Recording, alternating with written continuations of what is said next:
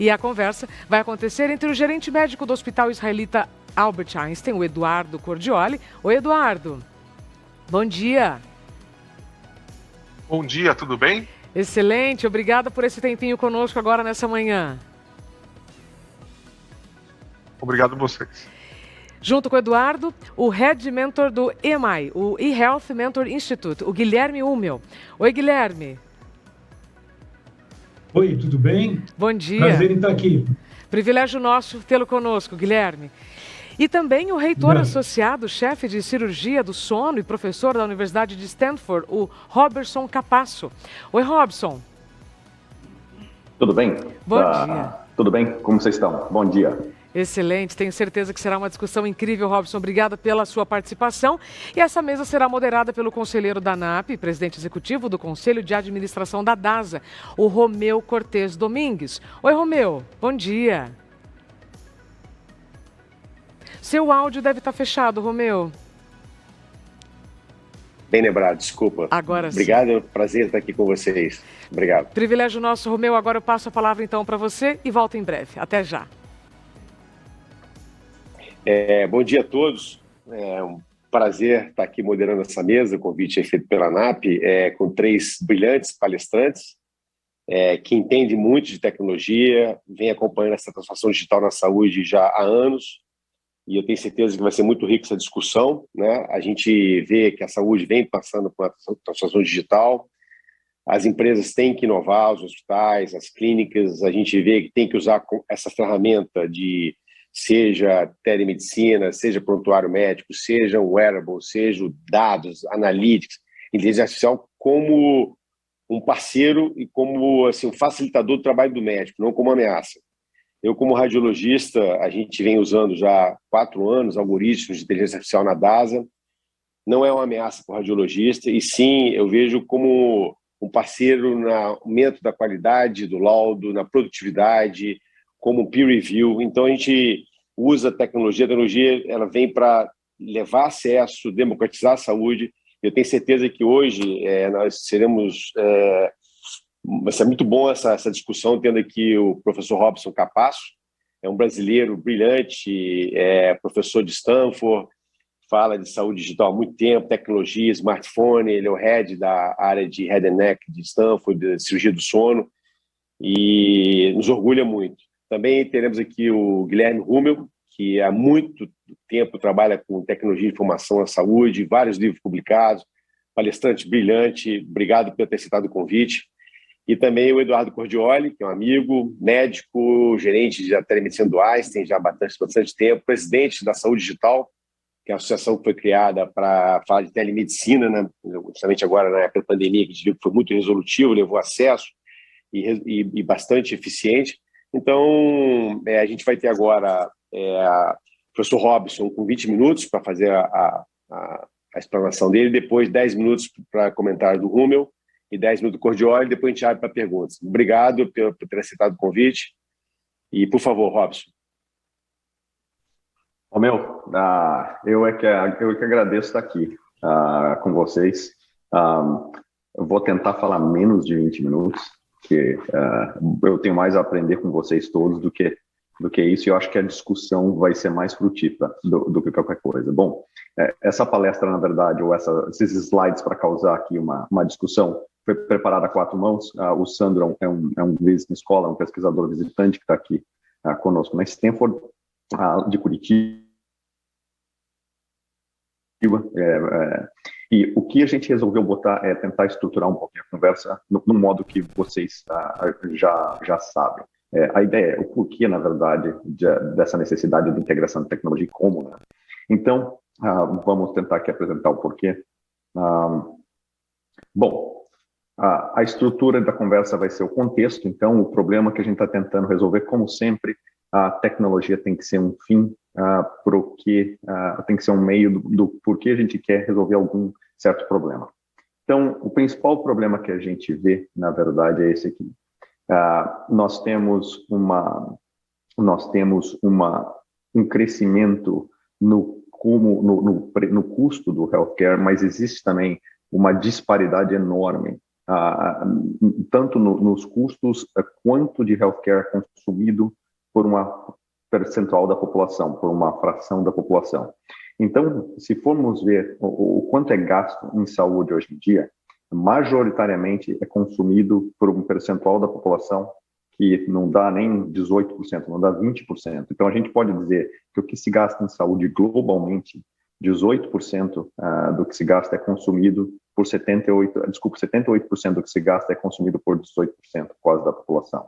Então, é uma realidade que nós temos, que é brutal, e a lição talvez a ser aprendida é que o modo como está sendo criada a saúde, ou feita, ou inovada a saúde globalmente, é muito, está criando um ambiente muito dísparo, né? E com todas as implicações, enfim, que vem disso. E eu acho esse gráfico muito interessante, esse gráfico produzido pelo Sandro, para a gente para entender como é o perfil hoje em dia do investimento em healthcare, utilização em healthcare e como é feita. Nós temos, de novo, então, só para enfatizar, 82% da população do planeta consumindo 20% do healthcare, e a gente vê, o Brasil tem um perfil interessante nesse sentido. Nós temos 3% da população global consumindo 2%. Então, a gente está mais ou menos até um pouco melhor que o resto do globo, mas os Estados Unidos e o resto dos países da OECD, eles realmente puxam essa mediana muito para o outro lado. A outra mensagem é realmente isso, o Covid mostrou que, então, nos Estados Unidos gasta mais de 50% do total que se gasta em saúde no mundo, e de um modo que é discutível, e foi provado e descancarado, na verdade, durante a crise do Covid, né? Como é feito. E talvez este gráfico aqui é o que eu mais gosto de todos. Você veja o quanto a mudança do que se gasta em saúde aqui nos Estados Unidos nos últimos, nesses anos, entre 2007 e 2014, na verdade, ficou pior ainda nos últimos 7 anos aqui. Todo o padrão do orçamento familiar de uma família de classe média nos Estados Unidos, percentualmente diminui tanto que você gasta em quase todas as suas despesas básicas, seja a sua cesta básica, transporte, enfim. Agora, olha o que acontece com healthcare. Healthcare só sobe. Então, talvez a mensagem é clara e óbvia, e todos já sabemos. O porquê que nós estamos aqui falando de inovação e mudar o modo como a gente faz saúde e reeducar quem trabalha com saúde e repensar completamente. Existe uma disparidade de acesso à saúde enorme. 2, que não há como a gente continuar fazendo saúde do jeito que a gente faz, porque não tem quem pague a conta. E terceira, talvez a mais importante que eu falo muito, eu tive quase 100 visitantes estudantes, médicos, enfim, centenas de pessoas que vêm para cá e querem Robson, que maravilha como vocês fazem saúde. E o que eu sempre digo é que o modo como a gente faz saúde nos Estados Unidos, por qualquer métrica, qualquer modo, está provado que é errado, que não funciona muito bem. Existem, obviamente, centros de excelência, centros médicos acadêmicos que, para inovação, pesquisa, educação e descobertas, obviamente, são ótimos. Mas para você implementar em escala como você faz saúde, do modo que é feito em alguns centros médicos, a gente já sabe também que ele tem muita dificuldade, que o preço fica muito caro. E o que eu digo é que, como a gente tem vários exemplos globais, eu acho que no Brasil tem que ser pensado nas realidades do Brasil, a população do Brasil, como é feito saúde para o Brasil, talvez ter algumas lições daqui, mas não tentar implementar exatamente, porque a gente vê muito isso. Uma vez, começa aqui o número de empresas que trabalham com Medicare Advantage, que trabalham para maximizar como você fazer a parte de implementação de Medicare Advantage. Aí, dali um ano, a gente vê no Brasil algumas empresas tentando fazer um processo muito similar também. Então, eu penso que isso, na verdade, tinha que ser muito repensado aí, como balanço. A segunda coisa que a gente fala, e vai ser um exemplo pessoal, em 2010, quando eu vim trabalhar aqui na Stanford, e eu escolhi isso por tua causa, tá, Romeu? 2010, quando eu vim trabalhar aqui no Brasil, tinha uma empresa tinham 2 meninos no departamento de física, um chamava John Axirion, e eles começaram a botar uma empresa, vou me lembrar o nome do outro ainda, Fabian Beckers. Eles montaram uma empresa chamada Morpheus Medical para fazer um software para tentar simular como prevenir ou padronizar a colapso de via aérea para tentar predizer tratamento.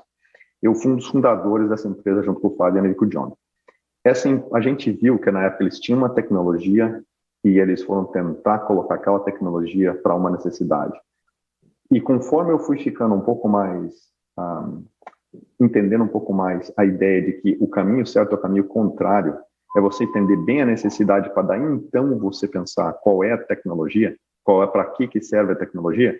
A gente teve esse trabalho muito intensamente feito e eles pivotaram, largaram o campo de apneia do sono e foram trabalhar então mais com a parte de inteligência artificial em Cadrio, e essa empresa é a Arteris na época. Então, foi muito interessante na época que a gente trabalhou 1 ano e meio, 2 juntos para tentar entender como usar a tecnologia que eles tinham. E a gente viu que não existia, na verdade, nem a necessidade nem o mercado para você tentar usar a imagem para predizer obstrução de via aérea.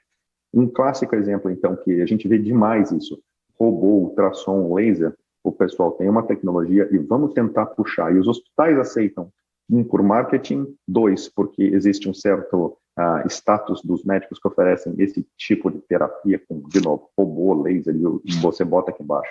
E isso a gente tem que repensar e talvez pensar muito em não aceitar aí no Brasil. Um outro fato que é muito importante também para pensar na inovação e educação, eu gosto muito desse exemplo, que também é muito próximo de mim, que esse aqui é um produto, uma companhia chamada Inspire, que é um neuroestimulador para a apneia do sono. Olha, quando foi feito o clinical trial dessa empresa, eu quero que vocês prestem atenção nisso aqui. Essa empresa hoje é uma empresa de 7 bilhões, aqui ela teve um crescimento brutal, então ela está na fase de expansão de mercado e precisa colocar a ferramenta dela com maior, precisa expandir o mercado muito rápido agora nessa fase que eles estão. Mas se vocês olharem o pivotal trial dessa empresa, eu quero que vocês olhem nessas características desse paciente aqui. Esse paciente que teve sucesso com o device, ele é 83% homem, 97% branco, com uma BMI média, um índice de massa corporal médio de 28. É uma percentual muito estreito da população. E esses são como a evidência que é adotada para você desenvolver tecnologias médicas. Isso aqui é um exemplo muito clássico do que é feito. Pesquisas são feitas no Stanford, Harvard, you name it, Yale, e a população que tem acesso a esses hospitais é uma população, um percentual da população muito estreita. Então, as inovações que são desenvolvidas, de modo geral, são desenvolvidas com acesso a um dado, a uma pesquisa, em cima de uma população muito estreita. Então, hoje em dia, existe mais do que nunca a necessidade do que a gente fala de trabalhar para desenvolver ferramentas com real-world data, que não são em ambientes hospitalares, são ambientes comunitários. Como você faz o Kaiser ter um recrutamento maior? Como você faz Ochsner, como você faz Intermountain Care, ter um recrutamento maior para a participação de clinical trials através de várias ferramentas digitais para recrutar e para reter pacientes em clinical trials. Então, de novo, isso aqui parece mais óbvio, isso é muito academicismo, não é. Porque a gente vê, então, que as ferramentas que são desenvolvidas e são aplicadas na prática, elas não necessariamente funcionam com um grande percentual da população. E isso a gente vê o tempo inteiro também. Que eu recomendo demais um livro chamado Ending Medical Reversal, de um professor aqui da UCSF.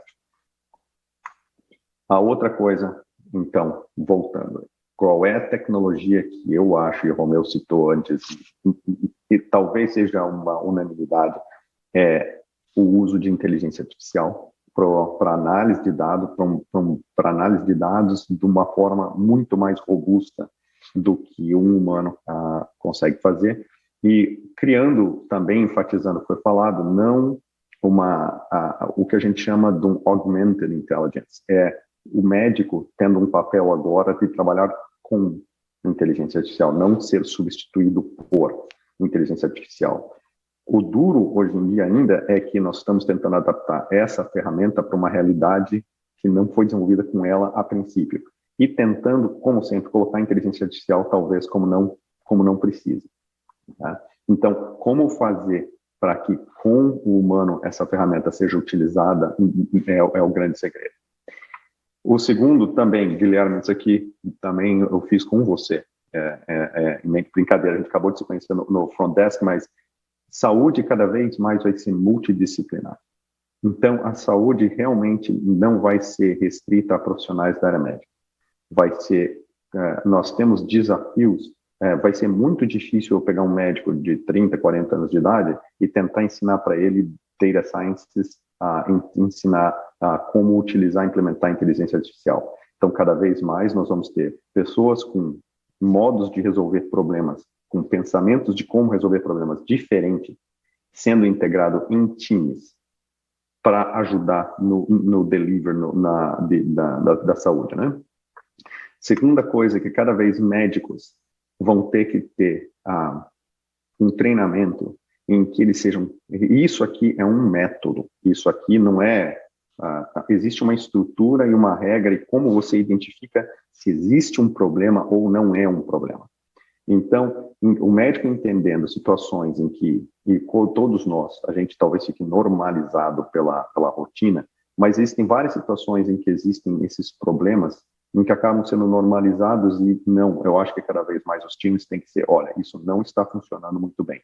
E implementar soluções de quality assurance. Esse eu acho, na verdade, uma enorme oportunidade no Brasil para a implementação de times de quality assurance, quality improvement, por 200 motivos. Não tendo um aspecto de julgamento em cima dos médicos, mas os médicos começarem a fazer o segmento da qualidade. Quando a gente fala qualidade, são vários fatores.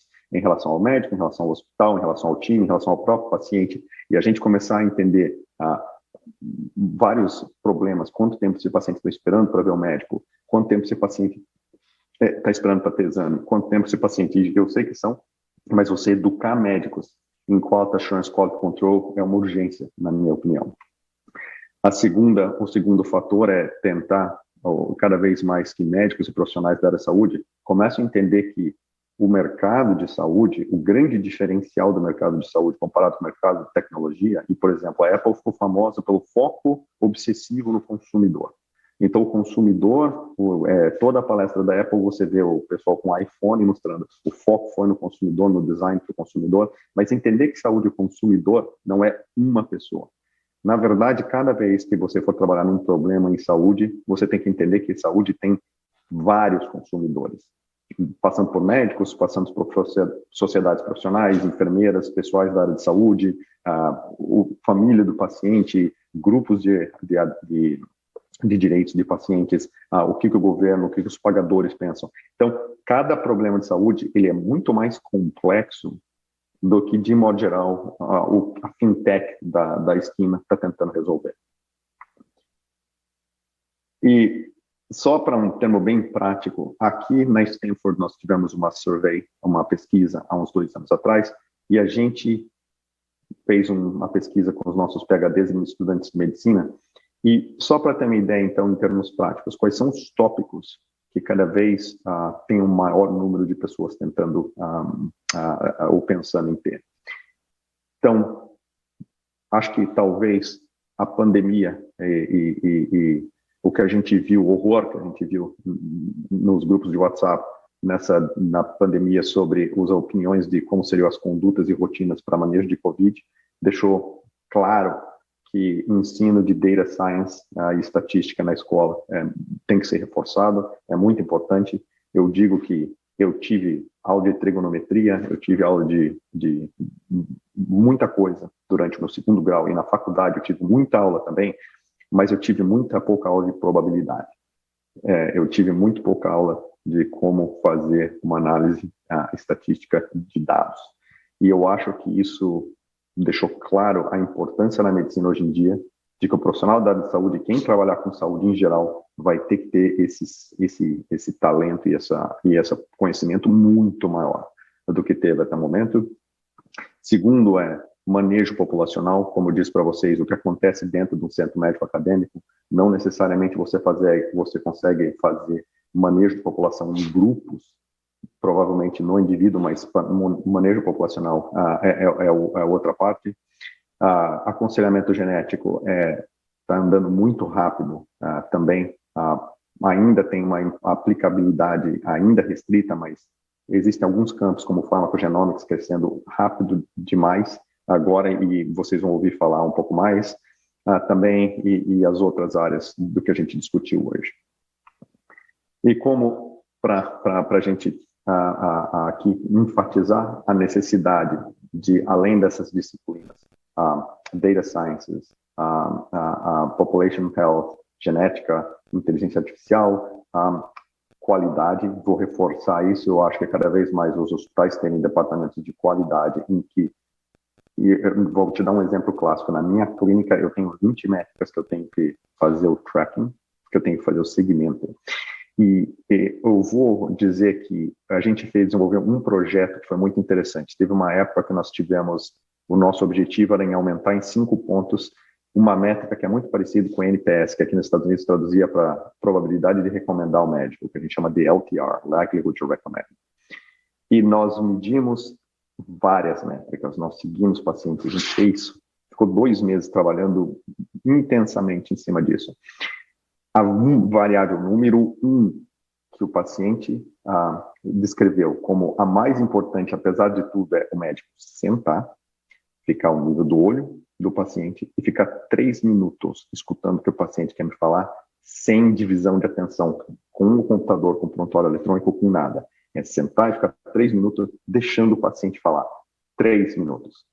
Então, é o que a gente fala, para terminar, a humanização da medicina vai ser uma coisa que nós vamos ter que aprender de novo. Porque nós temos muita divisão de atenção com a guia do médico, o screen, com prontuário eletrônico, e esses 3 minutos que o paciente precisa é o principal fator com que fez que a minha probabilidade de recomendar o médico aumentasse em 5 pontos, para vocês terem uma ideia. Então, apesar de toda essa tecnologia, como reaprender a ter essa humanização e permitir ter essa humanização de volta com o paciente, em termos bem práticos, é para aumentar a satisfação do teu consumidor com o teu serviço. Não é, talvez, e fora, obviamente, as partes éticas envolvidas com isso.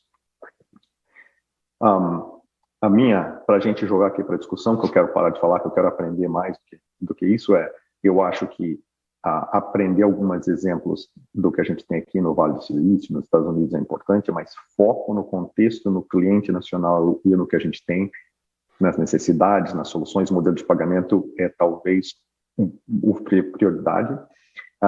Eu diria que como preparar a força de trabalho do futuro, os médicos e o ecossistema de saúde, seriam essas 3 tecnologias que nós vamos ter que aumentar o treinamento, como treinar inteligência artificial, real world evidence, para desenvolvimento de novas plataformas, tecnologias e rotinas, e times multidisciplinares daqui para frente vão ser como a saúde vai ser conduzida, ou seja, vai ser um pouco menos somente na mão do time de saúde para se tornar na mão de um time mais amplo, principalmente Computer Science and Engineering.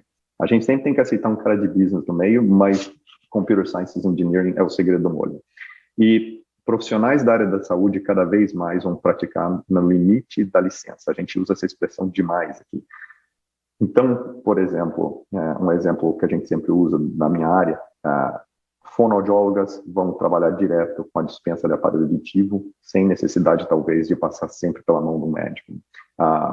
Pessoas com apneia do sono vão ter uma prescrição de CPAP, não necessariamente essas tecnologias que têm um risco, uma morbidade muito pequena, não necessariamente elas precisam passar na mão de um profissional que ele vai ser muito mais caro ou treinado, que tem um limite de tempo. Ele pode ser trabalhado com profissionais que têm uma licença médica e treinamento suficiente para dispensar terapias que são usadas em manejo de doença crônica, como CPAP, hearing aid, óculos, por profissionais com uma licença um pouco mais que tem um pouco mais de disponibilidade, talvez não sejam tão caros.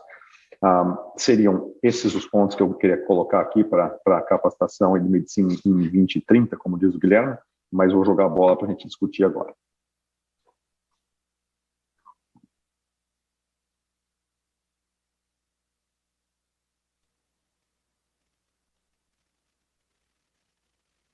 Acho que nós estamos na sala, não?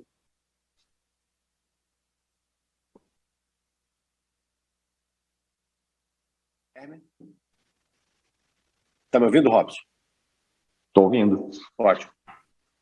Então, por favor, Rúmer. Ok, enfim, parabéns, Robson.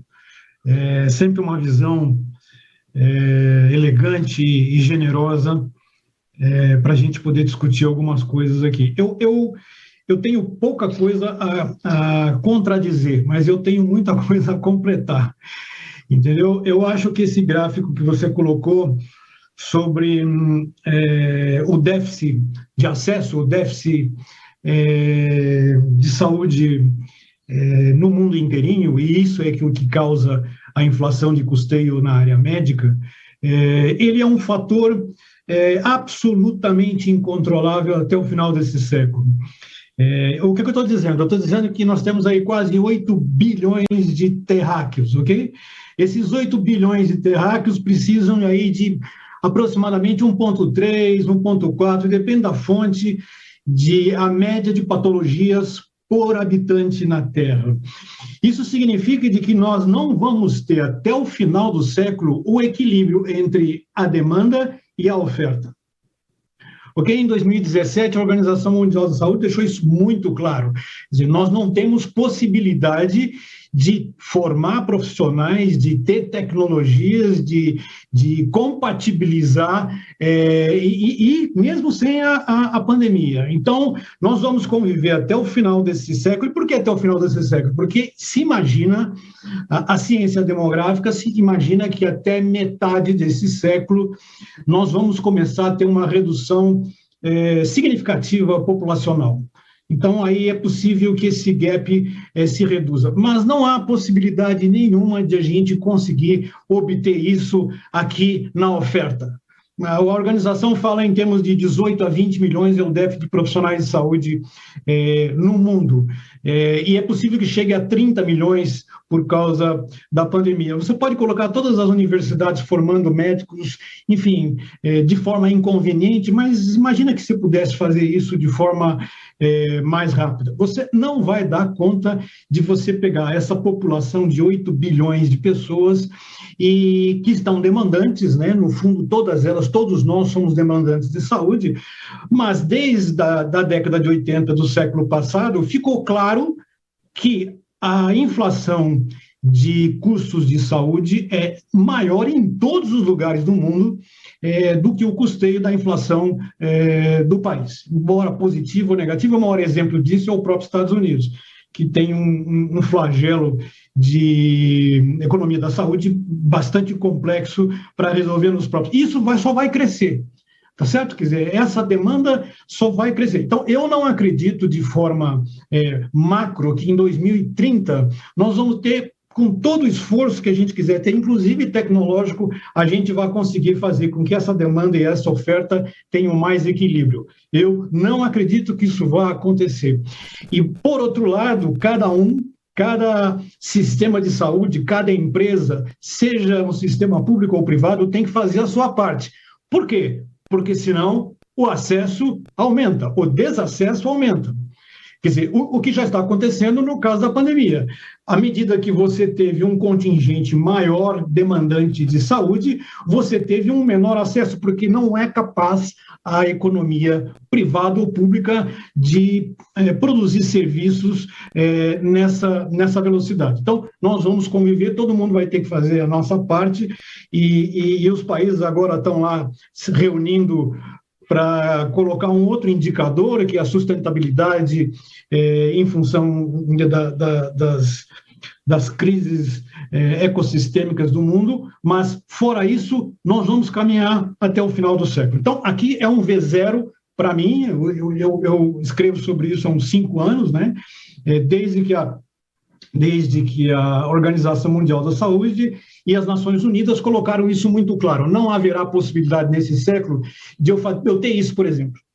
Okay? Isso não vai acontecer. Como na mobilidade urbana, você já tem isso. Como na indústria de entretenimento, você já tem isso. Como na indústria de transporte, de mobilidade aérea, você já tem isso. Quer dizer, várias indústrias de serviços já conseguem colocar um nível de acessibilidade à demanda por serviços de acordo com a oferta.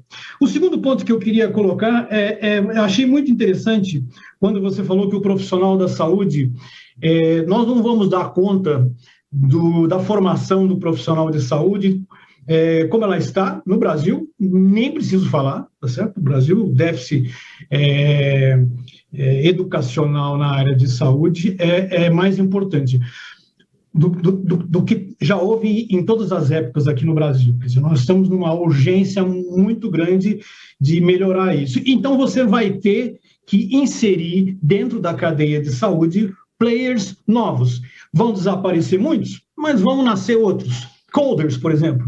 Coders. Aqui em São Paulo, um coder na área de digital health, um sênior com 10 anos de programação, ele já ganha mais do que um engenheiro. E seguramente mais do que um médico do SUS. Então, é muito importante a gente imaginar que tudo daqui para frente vai ser código, software. Nós estamos aqui falando, o que nós estamos transmitindo? O que está emulando aqui? Código. Quando você tem aí o seu interfone no seu prédio, toca, o que está acontecendo? Código. Quer dizer, você entra nos hospitais hoje, código. Quer dizer, e isso tem muito pouca possibilidade de você viver sem os coders, os programadores, os analistas de programação para fazer isso acontecer. Mas é muito mais fácil você ter um médico aprendendo a programar do que você ter um programador aprendendo a pensar como um médico. Isso, obviamente, já está criando um mercado muito grande. E aí eu quero deixar claro uma coisa nesse déficit, nesse gap que eu me referi. Quer dizer, se eu não consigo subir a oferta por questões legítimas, por questões estruturais, e aqui eu posso citar, podemos citar aqui várias, mas não cabe citar. O que eu tenho que fazer? Qual é a necessidade, e você até citou isso, qual é a necessidade dramática para todos nós, em todos os sistemas de saúde do mundo? Nós temos que reduzir o outro lado, nós temos que ensinar o outro lado a se cuidar. Sem esse cuidado, sem você parar de pensar de que porque você tem o SUS, ou porque você tem um plano de saúde, ou porque você tem uma NHS, você pode fazer o que quiser, isso acabou, isso é finito. Quer dizer, nós vamos ter que ensinar, ou a função médica vai ser muito mais de instrutor, de professor, de educador, do que de cuidador. Quer dizer, nós temos que preparar uma criança que está nascendo hoje, a quando ter 17 anos, não me interessa se ela sabe os afluentes à esquerda do Rio São Francisco ou a Guerra do Paraguai, mas ela tem que saber praticamente tudo sobre o seu sistema reprodutivo, praticamente tudo sobre as suas competências sanitárias, praticamente tudo sobre... É o que já está acontecendo na Grã-Bretanha. A Grã-Bretanha, em 2020, iniciou um processo que, desde o primeiro grau de alfabetização até a escolaridade universitária, você tem toda a carga de saúde básica. Se isso não acontecer e permitir com que a curva da demanda seja minimamente reduzida, você não vai acontecer. E sobre autocuidado, eu queria deixar aqui uma pensata para vocês analisarem. Quer dizer, nesses 18 meses de pandemia, quais são os 3 elementos principais que permitiram que a civilização chegasse até aqui? Não vamos esquecer que a vacina só chegou 6, 7 meses depois do início pandêmico. Quais são os 3 elementos? O primeiro elemento foi o uso de máscara. O uso de máscara é eminentemente autocuidado. Ponto. É autocuidado, é a civilização se protegendo, às vezes compulsoriamente, às vezes de forma, através da sua crença de que isso é necessário. Qual o outro? Isolamento social. E isolamento social é autocuidado. Se esses 2 componentes não estivessem em jogo, nós teríamos uma catarse muito maior na pandemia. E o terceiro, eventualmente, é a lavagem das mãos, com álcool gel, enfim, com sabão, diariamente, horariamente, não importa. Esses 3 elementos permitiram que nós chegássemos até aqui. Essa mesma composição fez com que reduzisse a demanda dentro das unidades hospitalares no Brasil. Seguramente. E no mundo inteiro foi assim, inclusive nos Estados Unidos. Então, se nós temos que aprender com isso, nós temos que aprender com essa possibilidade de você reduzir e aumentar o acesso através de um processo de autocuidado, um processo de alavancamento para fazer com que as pessoas se cuidem mais. É isso aí, Romeu. Excelente, Romeu. Colocações brilhantes. É provocativo, né? O futuro. Né? A gente vê que é como você falou, a inflação médica em qualquer lugar do mundo aflige a população. Chamar a atenção de um time multidisciplinar e o papel educador, não só do médico, mas da equipe multidisciplinar, seja do coder, seja da enfermeira, da nutricionista. Isso a gente viu, como você falou, na pandemia. E o que a gente vê é o aumento uma pandemia de doenças crônicas, né, de obesidade, diabetes, hipertensão. E as pessoas têm que se cuidar antes de ficarem doentes, né? É o bem-estar, é o wellness. Então, a equipe multidisciplinar, muito bem colocado, é preocupante, como o Robson mostrou, o modelo americano, a gente copia as coisas boas, não deve copiar as coisas ruins, né? Então, agora vamos ouvir o Cordioli aí com as colocações dele. Obrigado, Rubem, maravilhoso. Olha, antes de eu abrir para as minhas colocações, eu gostaria de fazer uma moção à organização desse evento para aumentar o tempo para pelo menos 3 horas de duração dessa mesa. Porque não é todo dia que eu tenho a oportunidade de sentar junto com o Romeu, com o Guilherme e conhecer o Robson, que fez uma apresentação que explodiu a cabeça, né?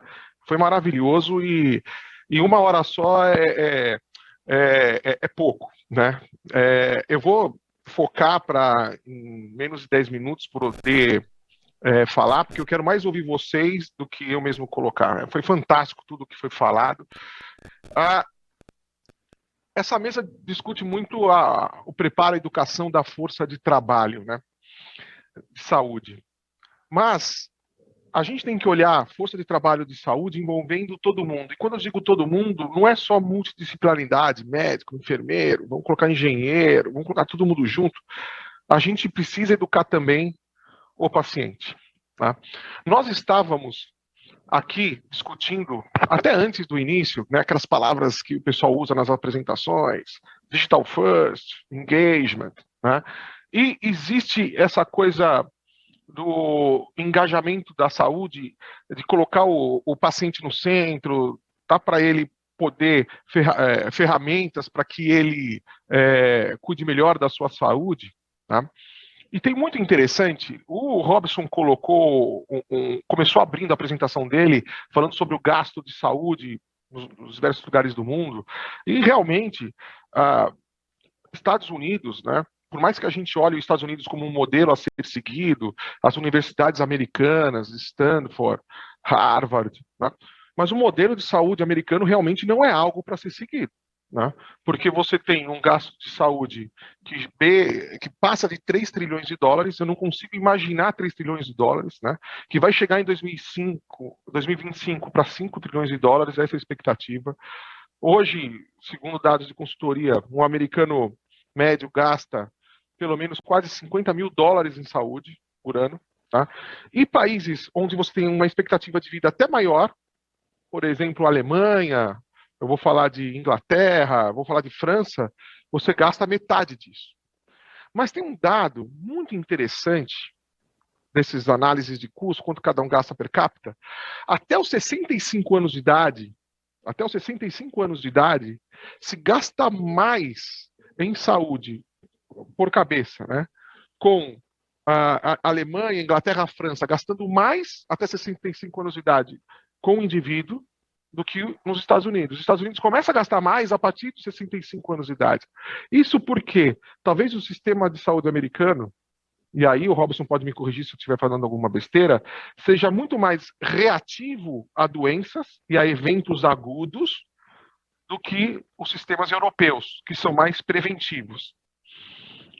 Digo isso porque todos nós, é inexorável para nós humanos o tempo. Ele é inexorável. E todos nós adoecemos com o tempo. Tá? Alguns adoecem antes, outros depois, mas o tempo nos faz adoecer. Tá? E nós desenvolvemos doenças crônicas que culminam em eventos agudos ao longo da vida. Quando você faz uma medicina preventiva e você detecta, antes da explosão desse evento agudo, fatores de risco, todo mundo, eu estou falando coisas que vocês já sabem, mas acompanhando meu raciocínio, né? Você interage para você desarmar a bomba, o esforço que você tem que fazer antes da eclosão do evento agudo é muito menor do esforço que você tem que fazer quando você tem a eclosão do evento agudo. E é por isso que esses países que fazem medicina preventiva, eles têm uma performance melhor. Tá? Mas, se você colocar hoje um americano dentro do modelo de saúde europeu, né, ele não vai gostar, porque ele não foi educado a fazer o uso desse sistema da forma como os europeus fazem. Né? Não só o paciente, eu estou falando aqui, mas eu estou falando também do próprio médico. Né? E quando a gente está falando agora de preparar a força de trabalho, tá? Mesmo aqui no Brasil, está uma moda, né? Todo mundo fala de atenção primária. Não, precisamos fazer atenção primária. E você vê várias marcas de saúde se organizando para fazer diretorias, gerências de atenção primária em saúde. E todo mundo fala, não, vamos fazer atenção primária, focando na atenção primária e repetindo essa frase como se fosse a panaceia de todos os problemas. Temos que colocar todo mundo na atenção primária. Só que temos força de trabalho preparada para fazer atenção primária? As nossas faculdades nos ensinam. Eu não tive aula, quando eu me formei médico, em atenção primária. Não tive, absolutamente nenhuma. Eu fui ensinado para ser um especialista. E as faculdades ainda formam, no Brasil, para você escolher uma especialidade e assim seguir. Não só isso, a questão do que foi colocado, a questão do uso de tecnologia, né, usar inteligência artificial. Existe um livro que eu recomendo que todos leiam, que é The Race Between Education and Technology, né? A corrida entre educação e tecnologia. É um livro fantástico, fantástico. E ele mostra que conforme a tecnologia ela surge, a tecnologia sempre surge primeiro, porque você tem uma mente brilhante que descobre um negócio, todo mundo começa a usar, e a educação de massa ela vem acompanha depois. Então a tecnologia, aparece, inteligência artificial. A educação em massa para se apropriar daquela tecnologia vem depois. A educação passa a tecnologia. E depois a tecnologia sobe outra vez, aí a educação vem atrás. Esse gap between o aparecimento e o uso da tecnologia e você educar todo mundo causa dor social. Dor social. Né? E você tem um momento de prosperidade quando você consegue a educação superar aquela tecnologia em si.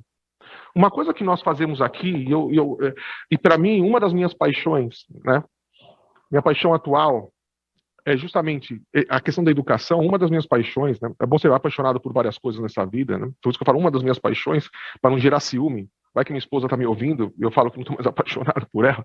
Uma das minhas paixões é justamente a questão de você educar de forma contínua. A gente não pode separar, não. Você aprende na faculdade, na residência. Não, o médico, enfermeiro, todo mundo tem que ser educado de forma contínua. E o médico, para trabalhar aqui na telemedicina, primeiro ele passa por um checklist, onde ele aprende a usar a ferramenta tecnológica, depois ele aprende os protocolos de como se cuidar à distância, ele aprende telepropedêutica, depois ele passa um período vendo um médico sênior atender, depois ele passa um período sendo observado e recebendo feedback de forma contínua pelo médico sênior.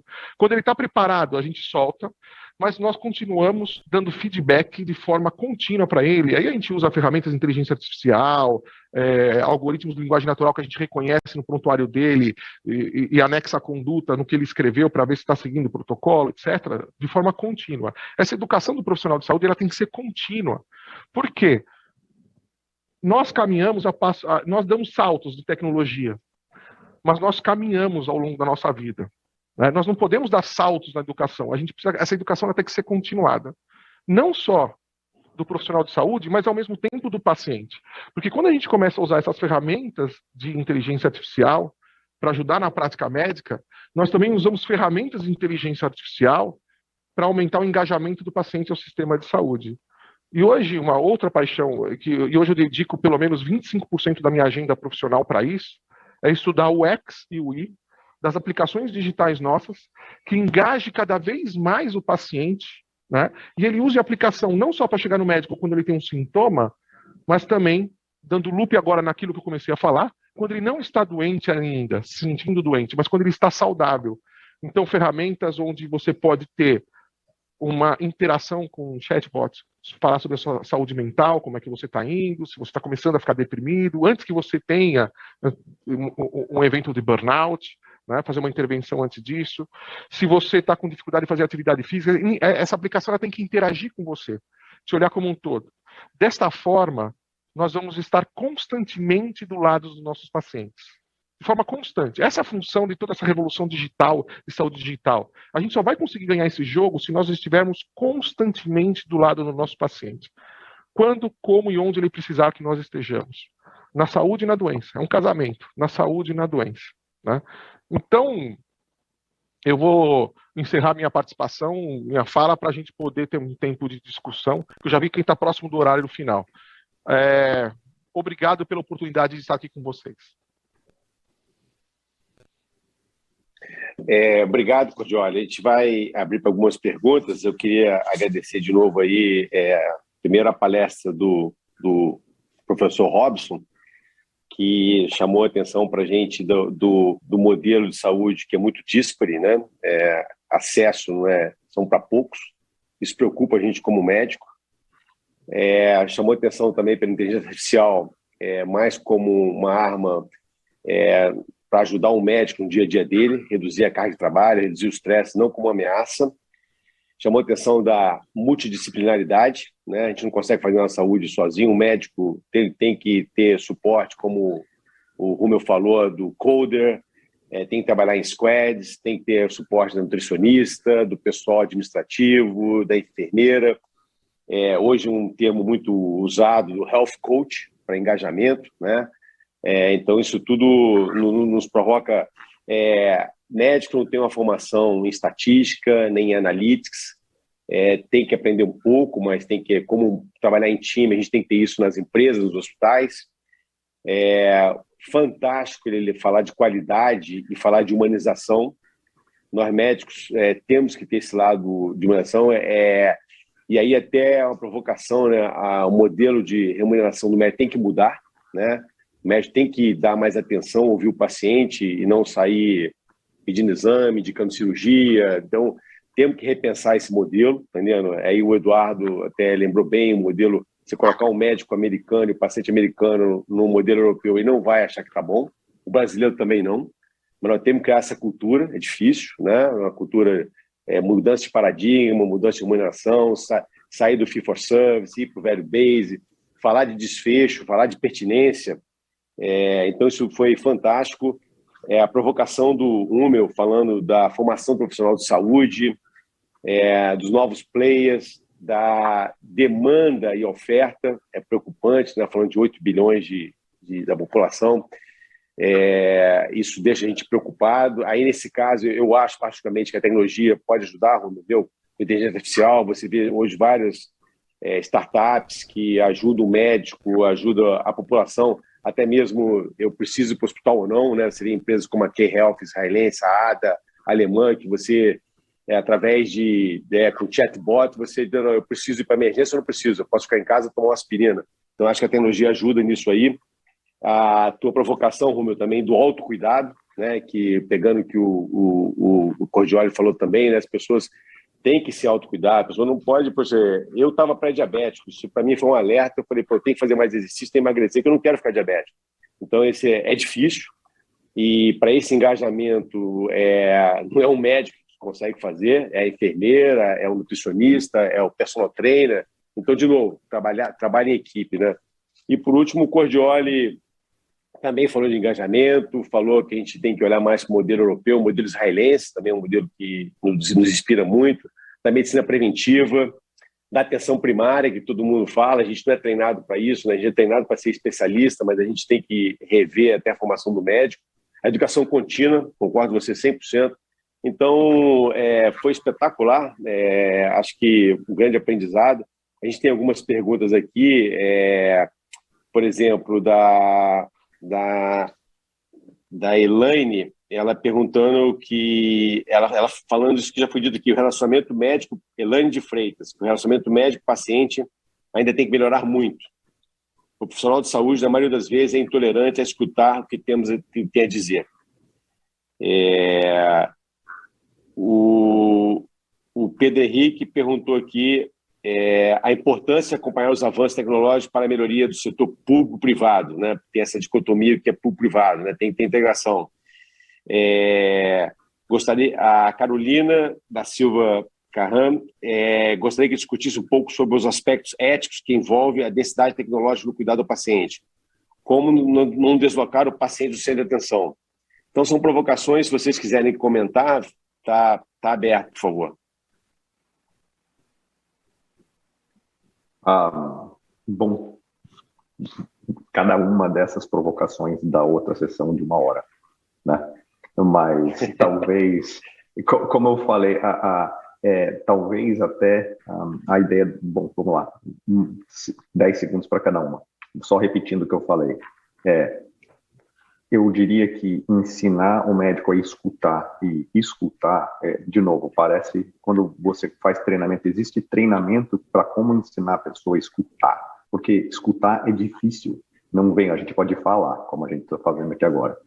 Então, e você já tem na sua cabeça uma fórmula que você quer aplicar para a maioria das pessoas que vem na sua frente. Então, principalmente o médico que está tão sobrecarregado, está com burnout, ele quer aplicar. Mas o treinamento para fazer o médico a escutar o paciente por 3 minutos, são 3 minutos que o médico precisa. E você, depois disso, você tem treinamento em como redirecionar o paciente, se você quiser, para o motivo.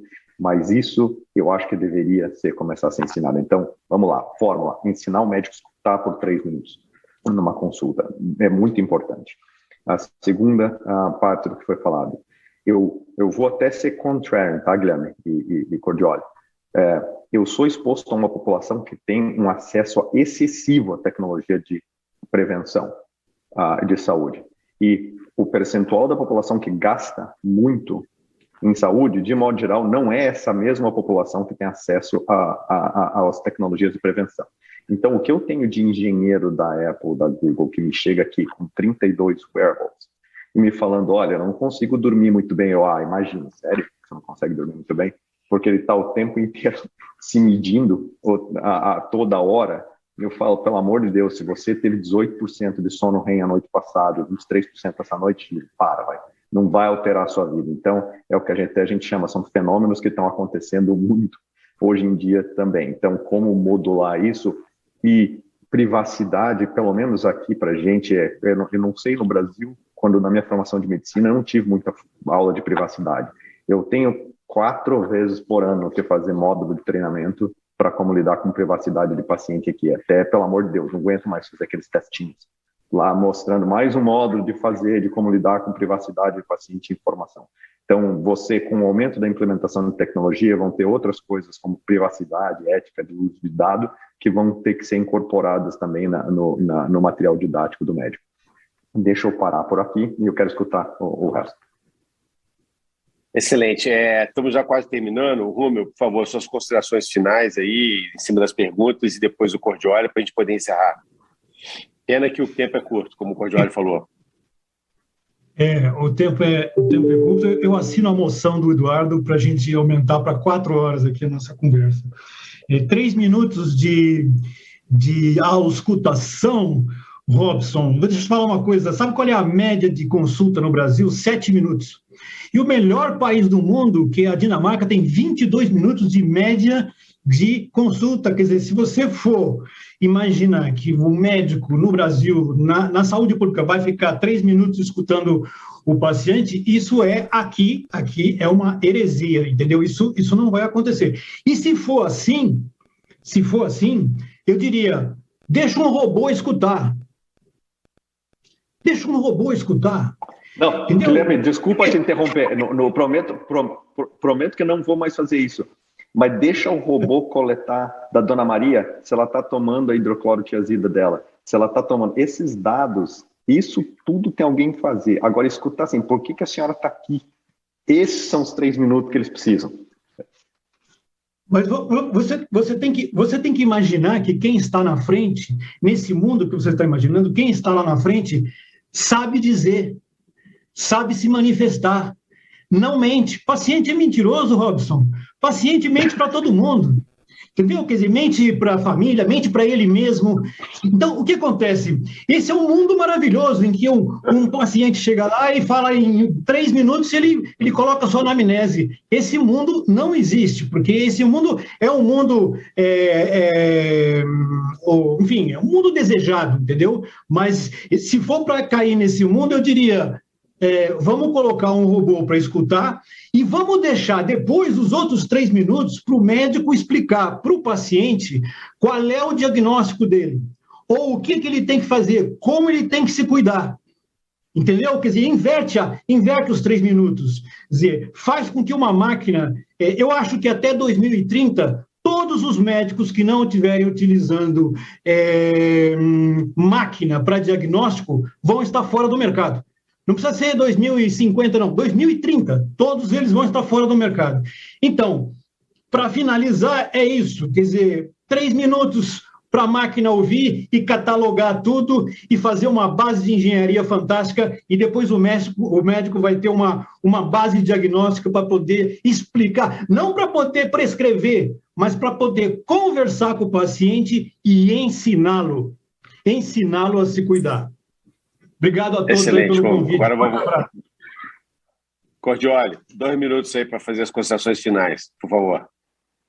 Olha, nós estamos chegando numa convergência aqui falando de educação, né? Educar o paciente, educar o médico e repensar a forma como a gente forma um time de saúde. Eu acho que a Faculdade do Futuro de Saúde, né, quem quer ser médico, enfermeiro, todo mundo junto, começa junto, pelo menos nos anos básicos. Acho que nos Estados Unidos é assim, né? Você vai para uma escola de saúde, um college, fica junto e depois separa, enfermeiro de um lado, médico do outro. Mas o uso da tecnologia, né? O pessoal fala que a tecnologia ela vai afastar o médico do paciente. Na verdade, a tecnologia vai fazer funções autônomas, que hoje a gente já faz. E a gente deixando de fazer funções autônomas, vai caber a nós o quê? Sermos mais humanos. É isso que vai sobrar para a gente fazer o quê nessa vida? Sermos humanos. É o que vai sobrar, né? E por que telesaúde, né, telemedicina, a gente tem uma taxa de resolução, né, de 90%, 85% a gente consegue resolver o problema do paciente à distância, sem precisar atuar presencialmente. Porque a anamnese, uma boa anamnese, você consegue fazer diagnóstico sem examinar 75%, 80% das vezes. É por causa disso.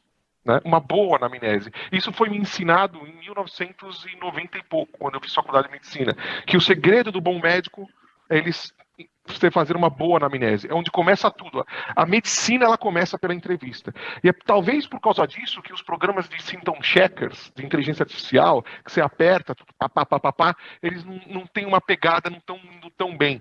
Que você fica lá 10 minutos falando com a máquina, chega no final, você começa a responder qualquer coisa, você mente, né? Porque às vezes você fala assim, putz, estou com dor no peito. Aí você fala, pô, mas você está com dor no peito mesmo? Né? Essa entrevista conduzida, essa habilidade do médico de extrair do paciente a verdade, como o Guilherme disse, é que diferencia um bom médico do médico mediano. Essa habilidade de extrair a verdade. Né? Então, senhores, dito isso, eu vou encerrar para a gente finalmente, senão o pessoal da Beatriz da Conap vai me mandar mensagem para eu ficar quieto. Excelente colocação também e agradecer em nome da ANAP a participação de vocês, foi brilhante. A gente precisava de mais tempo, né, porque é tão instigante, né, a gente falar sobre tecnologia, humanização ao mesmo tempo. Muito obrigado, Robson, muito obrigado, Rúmel, obrigado, Cordioli, e obrigado, ANAP, aí, pelo convite também. Um abraço para vocês, tudo de bom, gente. Grande abraço. Tchau, tchau.